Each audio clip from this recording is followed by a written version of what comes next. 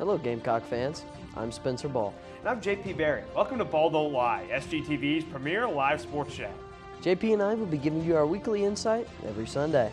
This week on the show, a review of the college football season through week 4. And later, a different kind of football on USC's campus. Be sure to stick around for head-to-head football pick'ems. And without further ado, welcome to Ball Don't Lie. Welcome to the Kennedy Greenhouse Studio. I'm Spencer Ball. And I'm JP Barry. This is the one where there's a right answer and there's a wrong answer. I'm always the get-back game guy. There's so many teams with so many good wins. Because, they love seeing Clemson lose no matter what. Well, I think there's a lot of people that love seeing Clemson lose. Yeah, Return of the King released 20 years ago today. There you go. And for that reason, give me the Noles. I like being right more than I like being happy. I think the committee made the right choice. Florida State did not lose a football game. It's football. This is college football. How can you not be romantic about baseball? It's just such a tremendous sport. It's time. Is it time? I think it's time. This is Ball Don't Lie. And last night, the Gamecocks bounced back against Akron, blowing out the Zips, 50-7. JP, I don't think this comes as too much of a surprise, but definitely good to get back on their feet, get a very convincing win against Akron. Absolutely. As you can see there, Robbie Ashford filling in for injured Lenore Sailors. He could have played if they needed him to, but it was Akron, so they didn't. Ashford putting up 376 total yards of offense, 3 touchdowns as well, and the 36-yard keeper really kind of put the game out of reach for Akron, and the defense was sweltering. Yeah, we saw South Carolina week 1 struggle against Old Dominion, so maybe there was a couple question marks going into this one, just not sure how they'd fare against another, group of 5 team, and they did a really good job bouncing back and showing that they can dominate these smaller teams, and I think that's exactly what they needed to do. Again, there was a lot of push up front all night, a good rushing attack from Oscar Attaway, Juju McDowell got some good carries, and Robbie Ashford. So just, the better athletes won this one, and I think, that was to be expected. Yeah, and, the one thing being the injury to Rocket Sanders, Coach Shane Beamer said that it doesn't seem like a long-term thing, but for the Gamecocks, it's kind of nice that they have a bye week this upcoming week. So no Gamecock football game for us to talk about, of course. But there was other football that happened last night in a slate full of blowouts. Here were some of the best games that week 4 had to offer. As we'll start here, Spencer, with one of, I think, the more shocking games of the weekend. Illinois blowing it to Nebraska, Nebraska blowing it to Illinois like they did. They really looked like they had it in the bag. That was just Friday night, though. But Brett Bielema and the Fighting Illini, Luke Altmaier, throwing for 4 touchdown passes. Spencer, big game early on in the Big Ten, trying to, eke out that pecking order. Yeah, I think, this was one Nebraska kind of had circled as a tune-up before, looking to go undefeated before they take on Ohio State. And Illinois just brought the fight to them. It was a really close game, but Luke Altmaier's really turned it around because last year he definitely had some costly interceptions, especially against better competition. In a top 25 matchup, he showed up, and the rest of this offense showed out against a Nebraska team that had looked really good in the first couple weeks. You could say that Illinois brought the boom, and speaking of the boom, the gunboats of the Navy midshipmen were thundering on Saturday afternoon in one of the biggest offensive explosions we've seen so far this season. Well, not the biggest in this week. No, points. That's true. Points are everywhere in college football. But it's everywhere. But Blake Horvath was everywhere for the midshipmen, putting up 211 rushing yards, 192 passing yards, which is a lot in that triple option offense, and 6 total touchdowns. Memphis put up 659 yards, but it wasn't enough as they fall a week after defeating Florida State and Tallahassee. Now the midshipmen looking like a contender in that American Conference, Spencer. Yeah, 100 points, over 1,200 yards of offense. That's just peak college football right there. That's football, baby. That's awesome. You don't see that in the NFL, nope. At least, Unless Andy Dalton's your quarterback. This is true. We might get to this later, but the Panthers are currently winning at the time this is being recorded. But hey, public service announcement. Yeah, it's got us in a giddy mood. Another game moving on, Southern Cal going on the road, and Michigan actually standing tall and getting the win, something I don't think either of us predicted, considering we didn't trust either of their quarterbacks to throw a pass. But, when you throw a pick 6, you get the ground game kind of going. You kind of eke out a victory, and Michigan just didn't They didn't leave Southern Cal enough time on the clock to come back and score. And Khalil Mullings was awesome for them, putting up well over 100 yards. The Michigan Wolverines as a whole putting up 290 yards on the ground. In that final drive, they started with about 5 minutes left. Southern Cal got the ball back with under 40 seconds. I mean, that was what Michigan football likes to be. And for Southern Cal, you went on the road and you kind of thought, okay, Michigan looks pretty bad. This is a chance for our defense to really kind of smother them. And they did so in the passing game, but, man, they just could not get off the field when Michigan was putting the ball in the hands of Donovan Edwards and Mullings. And, it's a tough place to play, obviously, but Miller Moss with his first big road game experience and coming up just short, they've got a tough game this week at home against Wisconsin to try and bounce back in. And then another team that has a tough game this week that won yesterday, the Louisville Cardinals, defeating Georgia Tech 31-19 in a weird game because Georgia Tech got to 19 from a safety that they got after Louisville got their first goal line stand. And then Louisville, up by a touchdown in the fourth quarter, blocked a Georgia Tech field goal and returned it for a touchdown. And they got one more goal line stand to kind of hold on to things. But Haynes King threw for over 300 yards. And I think the most shocking thing was that Louisville really struggled to run the ball against a not great run defense of Georgia Tech. Yeah, and, we have here that they stopped Georgia Tech on 4th and goal twice and a blocked field goal return touchdown. Sounds like Georgia Tech really could have taken this one, yeah. But, Louisville's making the big plays when it counted most, even when your offense necessarily can't get it done, and that's the hallmark of a good team. So, they move on. It'll be a fun matchup we'll talk about in a little bit. But moving on to a new Big 12 matchup, it's Utah against Oklahoma State, and they ended up dealing with the Cowboys 22-19, and, the Utes, they often don't play pretty football, but especially they do play winning Rising. Football. That's yeah, for sure. They took a big lead, 22-3 in Stillwater, and Oklahoma State came back but never really had a shot to win. For the Cowboys, yet another day where Ollie Gordon looks pedestrian. He has not averaged over 4 yards a carry in any game this season. He had just 42 yards on the day. Alan Bowman threw 2 picks. And without their starting quarterback, Utah goes on the road and picks up a huge conference victory. And then our last game was also very kind of dull as Tennessee beats Oklahoma 25-15. Tennessee did just what they needed to on the road. But for Oklahoma, their front seven looks really solid. But Oklahoma, the worst graded offensive line in the power conferences. And then, Jackson Arnold benched, looking like a bust there of a 5-star quarterback. They have a really tough road in the second half of the season. The Sooners might be fighting for a bowl bid, not even like a potential playoff berth.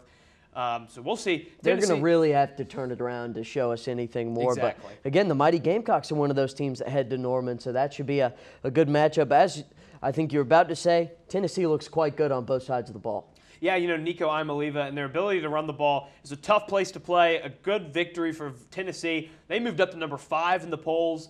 Leapfrog in Mizzou following the Tigers' struggles with Vanderbilt, which was a crazy experience. A lot of weird games, not even the ones we talked about. Colorado with the Hail Mary to tie the game and then winning it in overtime on the peanut putsch from Travis Hunter. But that's all in the past, isn't it, Spencer? It sure is, and we'll get to the future in just a second. We've got the word on next week's biggest games after this quick commercial.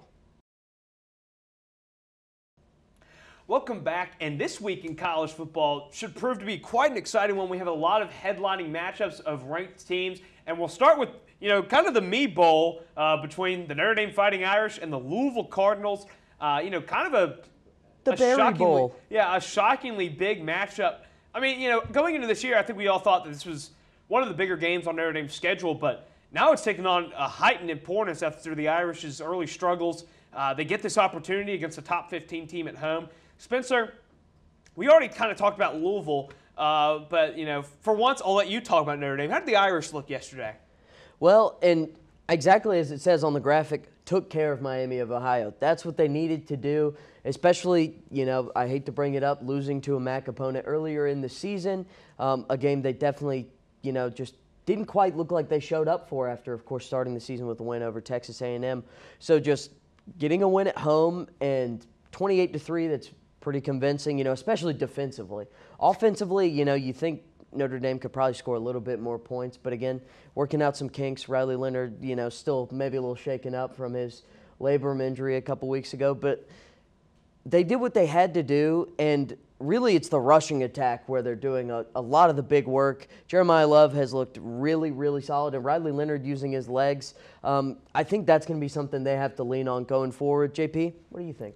Yeah, he threw his first touchdown pass of the season against Miami of Ohio with a really nice pass to Clemson transfer Bo Collins. And he's gotten better week over week in the passing game. And so they'll just look to kind of explore that avenue, but they can fall back on that run game. Jadarian Price, Notre Dame has too many rushers to fit on that one graphic, but Jadarian Price has been excellent as well. They could probably get down and run the triple if they wanted to. But Leonard, 143 yards and 2 touchdowns on the ground against Miami of Ohio. For the Irish defense, 3 touchdowns allowed in 4 games. Opponent completion percentage of just 42%. Tyler Show in Louisville. Tyler Show, 8 touchdowns on the season so far. It's a very similar Louisville team to the one that ruined Notre Dame's season a year ago in Louisville. But Tyler Show a little bit better than Jack Plummer, but Louisville's running game seemingly a lot worse. So that trade-off isn't one. You look at the matchups. You don't want to be a pass-heavy team going against the secondary. And Notre Dame's defensive line has been ramping it up. A very kind of inexperienced unit. For Louisville, I think we're going to be in for a rock fight. But that's only the start to this Saturday. It is, and I think a key we haven't mentioned is Tyler Show hasn't thrown a pick on the year. But if Louisville, can't get the ground game going, they might have to turn to the air. I think if they have a shot in this one, they're going to have to protect the rock for sure. But as you said, we're just getting started, and arguably the game of the year, an SEC matchup between number 2 Georgia and number 4 Alabama. Like we have in the script, looks like it might be the game of the year. I mean, this one is set up to be just an awesome, awesome game in Tuscaloosa. Georgia, the number 2 team, Bama, the number 4 team. The last time these 2 teams met, it was in the SEC title game last year where Bama handed Georgia their first loss in ages, and it's what got them into the college football playoff and kicked Georgia out. This one's got a lot on the line. It does. It's in Tuscaloosa. The Dogs haven't won here in quite some time. And, they're coming off of a bye week after that, pretty embarrassing performance against Kentucky in Lexington. Carson Beck has done just enough. Trevor Etienne starting to get ramped up. And their defense is about as advertised, but they're going up against Jalen Milroe and an Alabama offense that's very explosive.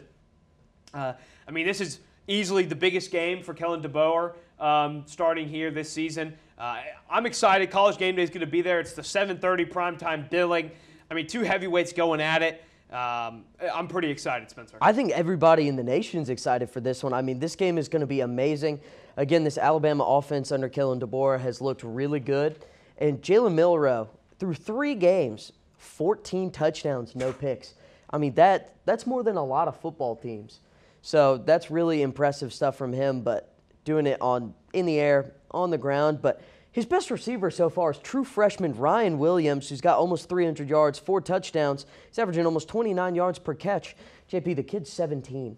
Makes me feel old. It makes all of us feel old. There's not a person in this studio, under 18, and this guy's out here showing up every Saturday and putting up huge numbers. It's just crazy to see. So I think he's going to be a big target, but again, this one's going to be a lot of fun. But moving on to another conference, in the Big Ten, the Fighting Illini seek back-to-back wins over Penn State in Beaver Stadium. And the last one, it was a bit of a thriller would be an understatement, I think. 9 overtimes the last matchup in 2021, 20-18. Because of the 2-point shootout, which is just nonsense. Yeah, but it's still nine versions of that is pretty fun. But both teams undefeated, again, as we talked about Illinois taking down Nebraska. JP, what are you liking to see? It's a night game at Beaver Stadium. I'm liking to see what Drew Aller has to do. Can Illinois' defense force Drew Aller to have to make some plays with his arms? Something we've seen him be unable to do in big-time games. Other than that, this is the first time Penn State has opened conference play at home in 10 years, I believe. And it's going to be quite the tall task, I think, for Luke Altmaier and the Fighting Illini offense to walk in there and look just about as good as they did against Nebraska. But Brett Bielema is no stranger to these tough environments. He coached in the Big Ten at Wisconsin, dealt with going to Penn State, dealt with going to Michigan and Ohio State. Then when he coached at Arkansas, he dealt with going to Georgia and Alabama and Auburn. He is well equipped to get a team up to play in an environment like this.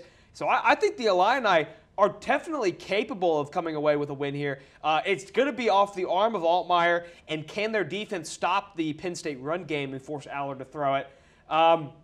Well, the main thing also is I think Allard, this is the best he's ever looked, which is what you'd expect, a quarterback who, continues to grow. But again, it seems like they're finally letting him throw the ball, building some confidence, because last year watching Penn State, it was let's run the ball a lot. Allard never stretched the field vertically. And it's hard to win a game like that, especially against the Ohio States, the Michigans. And against Illinois, it was Penn State's defense that shut them down last year, but their offense really didn't look all that convincing. Yeah, I'm very interested to see how Penn State approaches this. Like you said, Drowler's looked a lot better, and West Virginia, he looked really good in that one. So it's not like he's been dicing it up against, Midlands Tech or something like that. But in a slate full of big-time opponents, helmet games, the history and everything, possibly the most fun match of the week, as Boise State takes on Wazoo in Idaho, two future Pac-12 opponents. Will face off here. And Spencer, Washington State 4-0 for the second straight year. Boise State ranked for the first time since 2020. It's a very interesting matchup between two teams with playoff aspirations. That's absolutely right. And a quick fun fact here about Washington State. This is their first time being 4-0 in back-to-back years since 1906, 1907. So the Cougs are, repeating history over a century later, and they look really good. They escaped in just an epic game against San Jose State, 54-52 in double overtime, where they put up over 600 total yards. Of course, they allowed, I think, almost 500. So maybe the defense isn't quite there, but that's never been Wazoo's strength. But what is their strength is their quarterback, John Mateer, 1,500 yards, 16 touchdowns. This kid is amazing in both aspects of the game. Yeah, he had over 500 yards in the victory over the Spartans of San Jose State. And for Wazoo, you love what he can do with the ball through the air and on the ground, but he also opens it up for the run game in other avenues.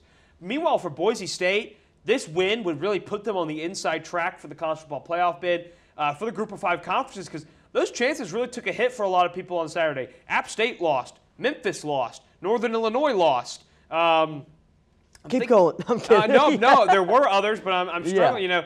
A lot of them, it was kind of a blood week for the Group of Five teams. They after this, they get into Mountain West play before they end their season against Oregon State at home, in Corvallis. But this is their biggest game, I think, of the season after the Oregon game. And for Boise State, in your biggest game, you're going to look for maybe the best player in college football, Ashton Jeanty, to make an appearance. Almost 600 rushing yards in just 3 games. He's been one of the most phenomenal players I've ever seen over the last couple years. Incredibly fun to watch. I think we're in for a bunch of fireworks there on that blue turf. And I think that's what you'd expect. You think about these two teams, not only now, but historically, just offensive teams. Kellen Moore. Luke Falk. Just greatness. The Mike Leach offense and 700 passing yards and still losing to Cal. Scott Peterson? Was that the Boise State guy? Peterson? Yeah. It was I forgot his first name. Peterson, that was his name, in the big Fiesta Bowl. Jared Zabransky. You've got some two historic offenses, historically fun, awesome, and that's exactly what this matchup's going to be. And, something that didn't make the graphic, but Washington State is the team receiving the most votes just outside the top 25. So this one, it's a high-billing, late battle kickoff. For respect. Going to be awesome, but we're going to take a quick break from football. We'll fill you in on USC men's and women's soccer after the break. Unfortunately, JP, Gamecock men's soccer lost their winning streak a few days ago in their Sun Belt Conference opener against Marshall, but we were on the call, and it was a really hard-fought game, and the Gamecocks had opportunities to kind of tie it up late in the game. They just didn't get it done, but again, I think a really promising game from, the squad.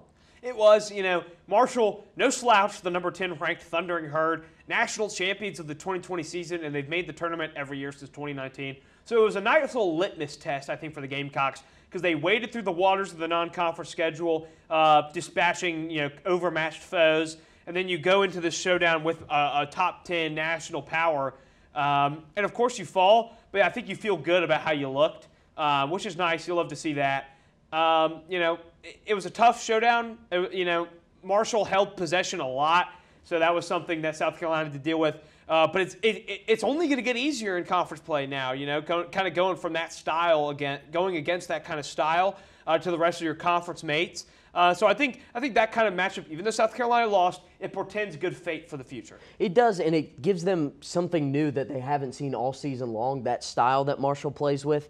They hadn't seen, so now it's something they are a little bit more prepared for, especially if they play them again in the conference tournament, things like that. But also, a lot of good teams might play like Marshall does, where you hold possession, work in a lot of balls into the box, and Marshall just ended up converting a little bit more than the Gamecocks. Their goalie came up huge, saved like 3 one-on-one opportunities where the Gamecocks could have tied it or taken the lead at one point. So definitely a couple shots you want back, but again, really a promising performance from those guys. And they're back on Tuesday at home. It'll wrap up their 5-game homestand against Queens University at 7 p.m. We're not going to be on the call for that one, but our good buddies Austin and Xander will be. So please check it out. And, hey, we can speak for them. They rock. Yep, they do. And shout out the Royals, Maria Berry, Queens University legend. But still in Stone Stadium, the women's team remains undefeated after defeating Kentucky just a few hours ago before we started this. Breaking news. They opened SEC play earlier this week against Georgia in Athens with a winner there. And today they won 1-0 by number 20 Kentucky, and they'll look to get back into the polls after they fell out. And, fell out of the rankings despite wins over Georgia State 6-0 and UGA 2-1. That doesn't make much sense to me, but I mean, hey, what do I know? We're hearing ulterior forces are at play, keeping the Gamecocks down.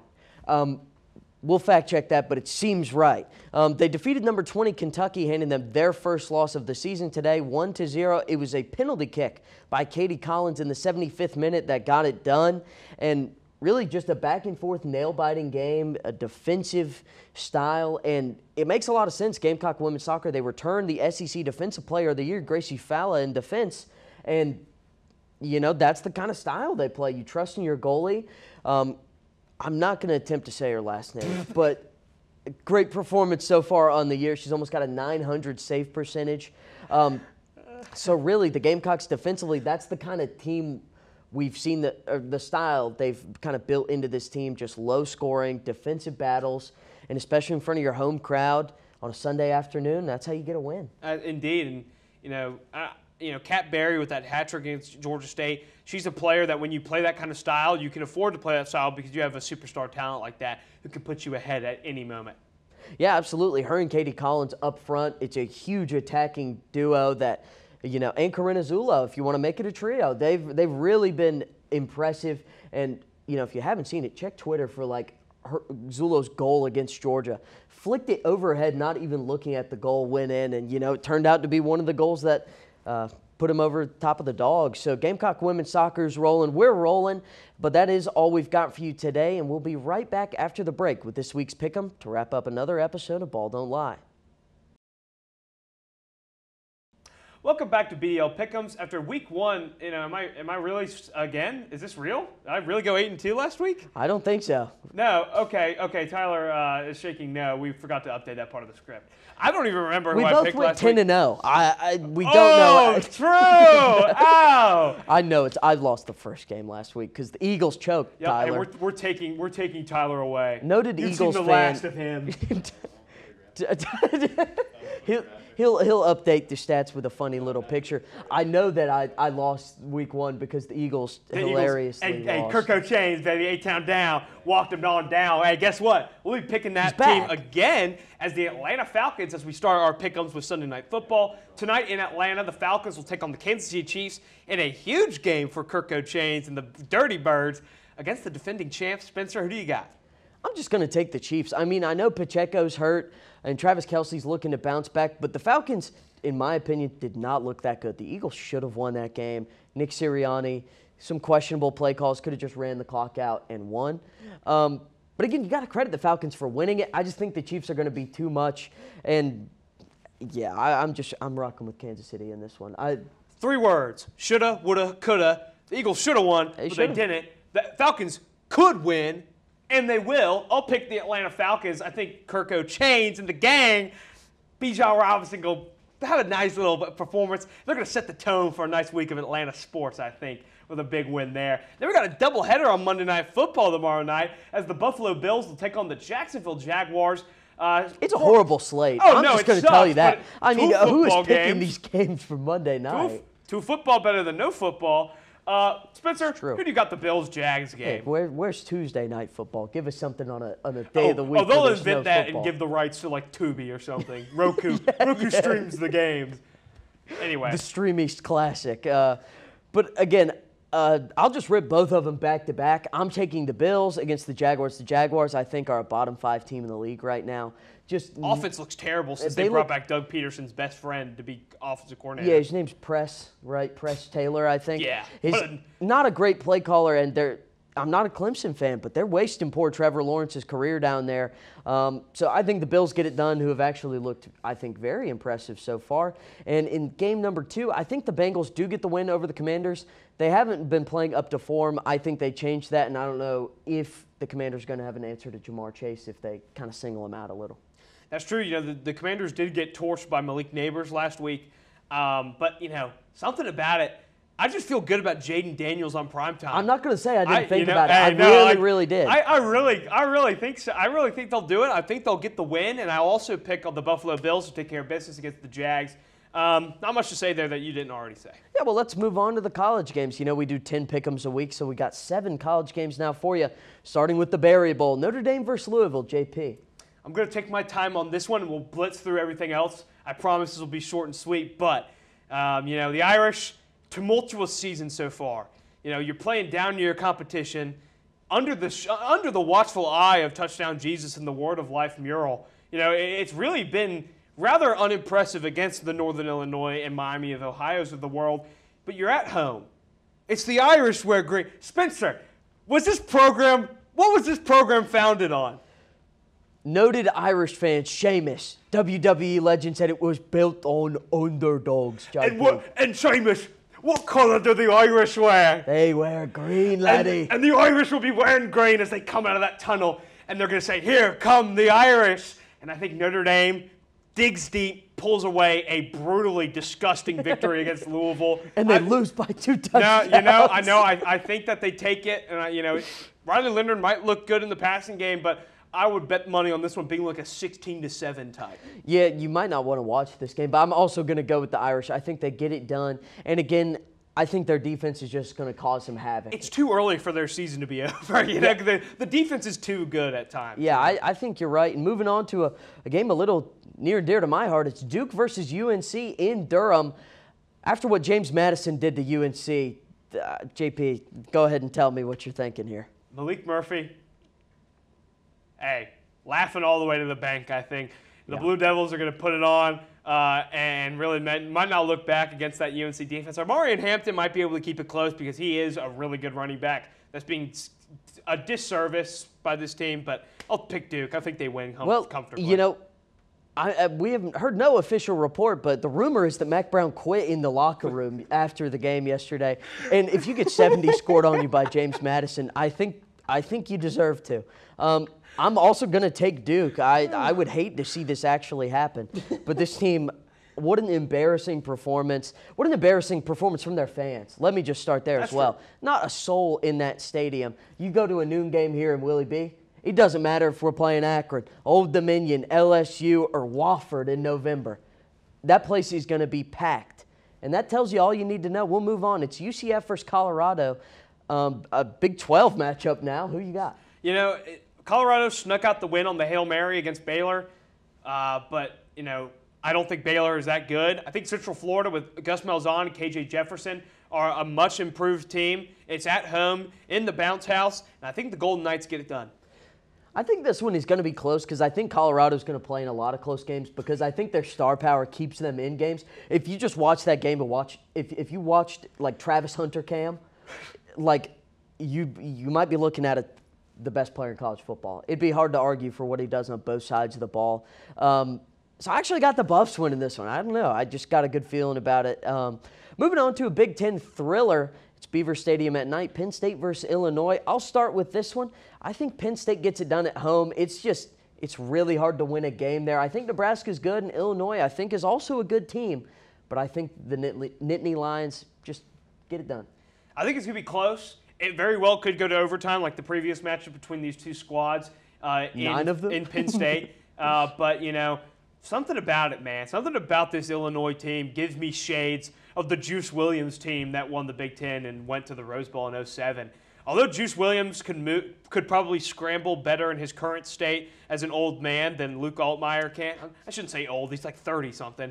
Luke Altmaier can't really scramble, but he can throw. And Drew Aller in big games, I just have not been convinced. Give me Brett Bielema and the Illini taking the victory up there in Happy Valley. More like Sadie Valley. Woohoo! Yeah, can we get a laugh track over that? That'd be great. Altmaier just didn't wow me last time against Penn State. He actually kind of lost Illinois the game. So that is true. I think it's going to be interesting to see how he handles this caliber defense. Moving on to easily, I think, the best game of the week, or at least the best, rating, 7:30 kick, SEC awesomeness. Bama, Georgia. JP, who you got in this one? It's going to be tough, man. Georgia, they're going to be out for blood after, how disappointing they looked against Kentucky. They got the week off to prepare, but so did the Crimson Tide.